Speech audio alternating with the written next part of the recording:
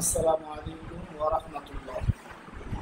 সম্মানিত দর্শক, আমরা অলরেডি সকলেই জানি যে ভারত এবং পাকিস্তানের মধ্যে যে উত্তেজনা চলতেছে, এই উত্তেজনাকে কেন্দ্র করে অনেকে অনেক রকমের দাবি করতেছে।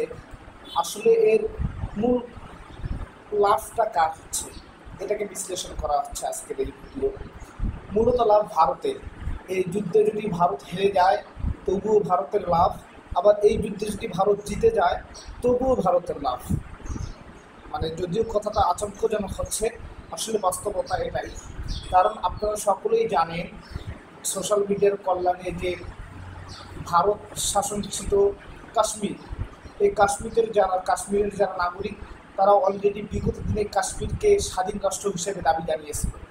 পাশাপাশি পাকিস্তান সীমান্ত সংলগ্ন যে পাঞ্জাব প্রদেশ, এই পাঞ্জাব প্রদেশেরও অনেক নেতা শিখ সম্প্রদায়, তারাও অলরেডি পাকিস্তানের পার্শ্ববর্তী বর্ডার সংক্রান্ত এলাকা অর্থাৎ পাঞ্জাব, তারা পাঞ্জাবকেও স্বাধীন হিসাবে আন্তর্জাতিক মহলে অলরেডি তারা স্বীকৃতি চেয়েছিল।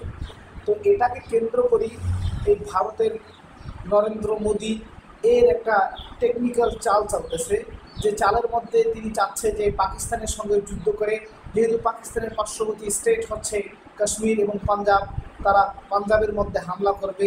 এখানে পাঞ্জাবের যারা লোক অর্থাৎ যারা স্বীকৃতি চাচ্ছে, স্বাধীন রাষ্ট্র হিসেবে চাচ্ছে, তারা যেন এখানে ধূলিসাৎ হয়ে যায়।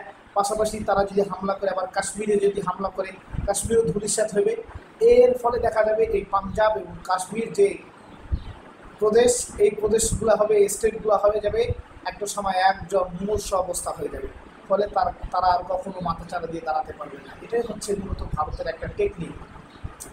পাশাপাশি আপনারা অলরেডি দেখেছেন যে ভারত থেকে যে ক্ষেপণাস্ত্রগুলো ছোড়া হয়েছে, তার মধ্যে 3টা ক্ষেপণাস্ত্র অলরেডি ভারত দেশের মধ্যেই করেছে, তার নিজের বর্ডার এলাকার ভিতরেই করছে।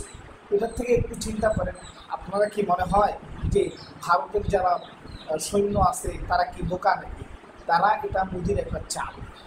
মোদি ইচ্ছাকৃতভাবে এই যে বোমাগুলো আছে এগুলো ভারতের জায়গার মধ্যে ফিরছে। এর দ্বারা তার যে শত্রু অর্থাৎ ভারত যেটাকে শত্রু মনে করে, যে সংখ্যালঘু সম্প্রদায়ের যে নেতারা কাশ্মীরকে স্বাধীন চাচ্ছে এবং পাঞ্জাবকে স্বাধীন করতে চাচ্ছে, এই পাঞ্জাব এবং কাশ্মীরের কোমর ভেঙে দেওয়ার জন্য তারা ইচ্ছাকৃতভাবে এই যুদ্ধ লাগাচ্ছে এবং তারাও বোম মারতেছে এবং তারা চাচ্ছে যেন পাকিস্তানও ওই জায়গার মধ্যে বোম মারে।